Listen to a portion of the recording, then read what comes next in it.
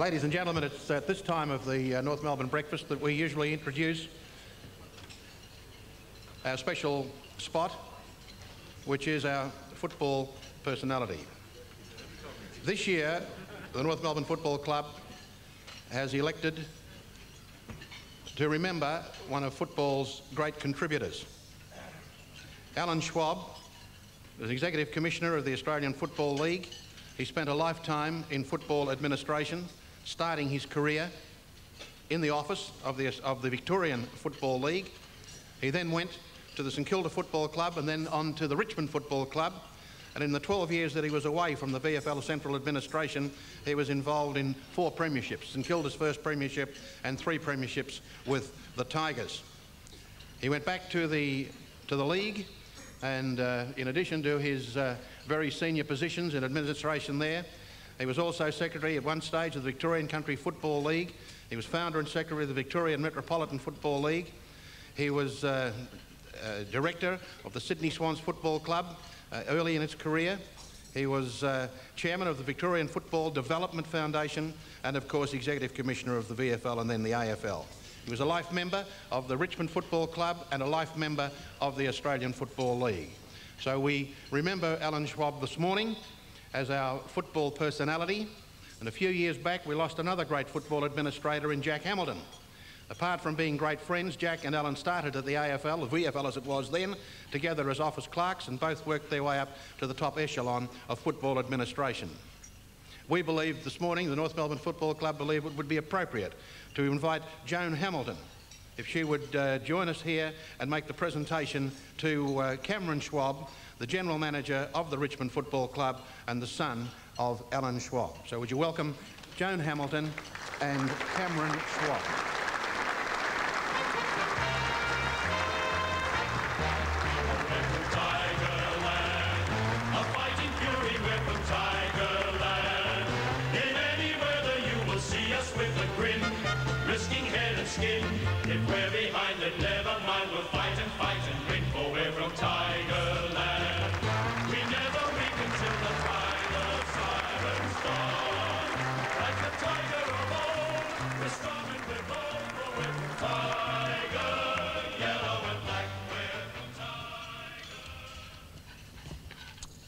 It is a privilege and an honour to present Alan's Award to the Schwab family. The Hamiltons, along with the football world, will remember your dad, Cameron, with much love and with great pride. I know his award will be treasured by you all.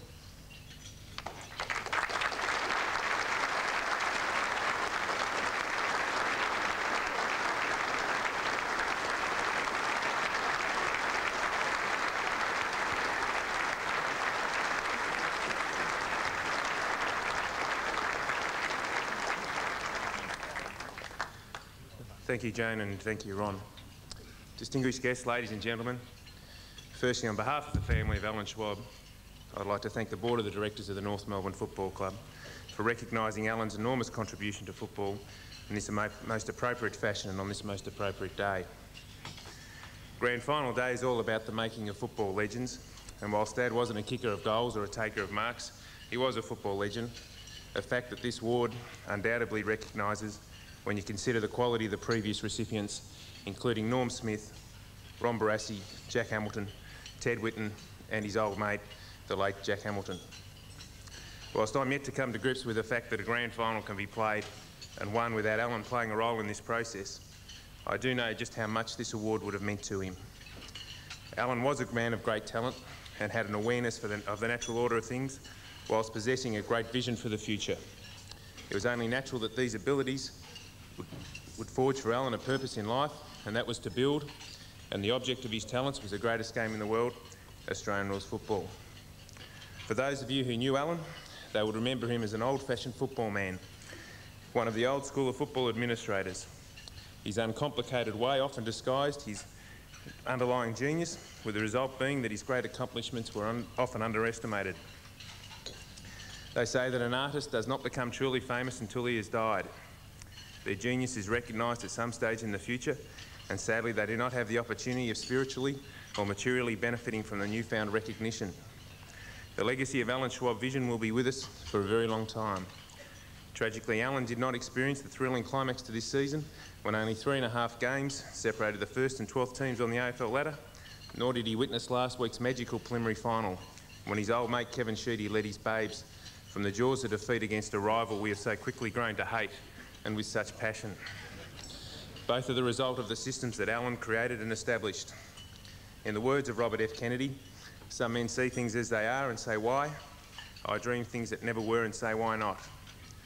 These words captured the essence of Alan's vision, and as my brother Brendan said it when he's speaking at Dad's funeral, he did not only attempt to change and improve the means of travelling to any one of life's destinations, nor the quality of that destination, where appropriate and if necessary, he would change the very destination itself. The football world will miss Alan Schwab. Not only will it miss the clarity of his vision, it will miss his absolute passion and understanding of the game itself.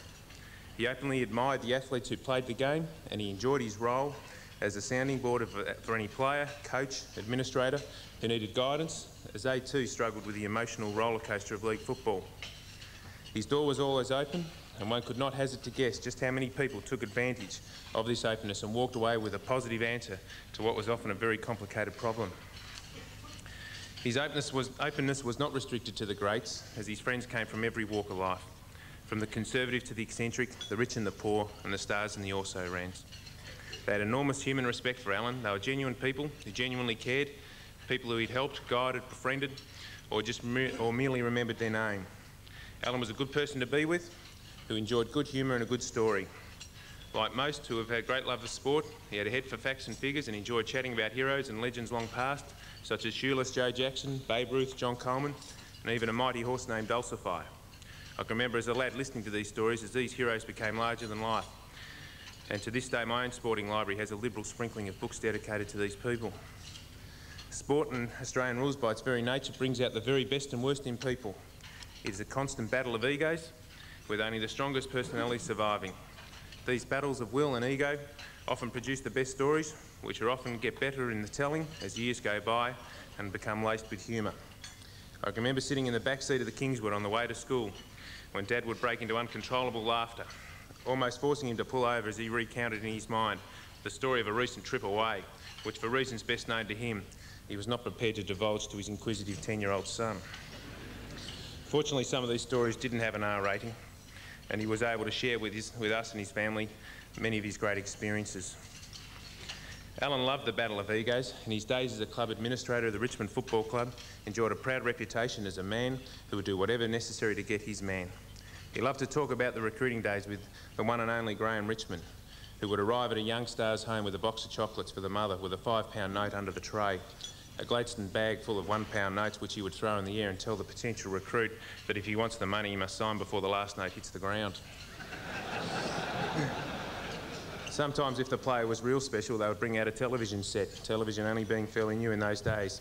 They would set the television set up, they'd adjust the screen, they'd get the rabbit ears in place, they'd ask the kid if he was going to sign. The kid would say no, bang, the telly would go down and she was out. He had a great love of the Richmond Football Club, as mentioned, and was at his best when he was in the company of people with whom he shared his great success. Names such as Hart, Burke, Sheedy and Bartlett were his favourites. He treasured his life membership of the Richmond Football Club, as he did his life membership of the AFL, and certainly shared with me my own trials of recent years as we worked towards restoring the pride of the mighty Tigers. There was nothing more exciting to Dad than the emergence of an exciting young player bursting onto the scene in a blaze of glory. One of the last games I watched with Dad was when the Tigers were taking on the Saints at the MCG, and Matthew Richardson, son of Richmond Premiership Alan Bull Richardson, was close to best on ground in his first game of league football and impressed everyone with his size and breathtaking athleticism. It would be an understatement to say that he was nothing like his old man. I can remember Dad saying the old Bull was a good player, but let's face it, he was a draft horse. But by Christ, he's bred a Cox Plate winner. My father was my hero, and as I've said before, it's not easy growing up with a real-life hero, as heroes are often under pressure, biting off more than they can chew, and everyone wants to own a little bit of them. In fact, they're that much your hero, you forget that they're your father. But then being your hero is maybe more important to you anyway.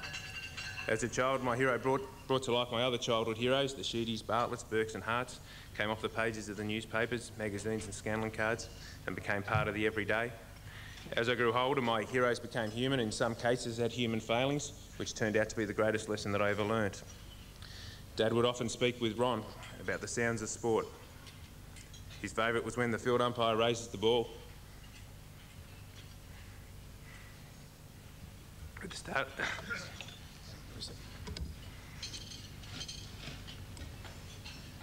At the start of an AFL grand final.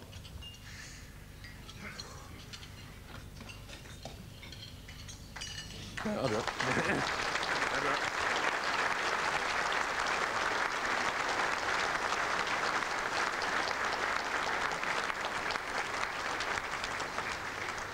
I'd like to finish it if I could.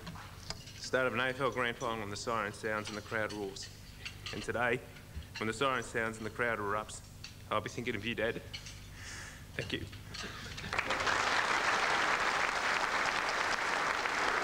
Cameron Schwab, and we remember his father, Alan. We'll be back soon.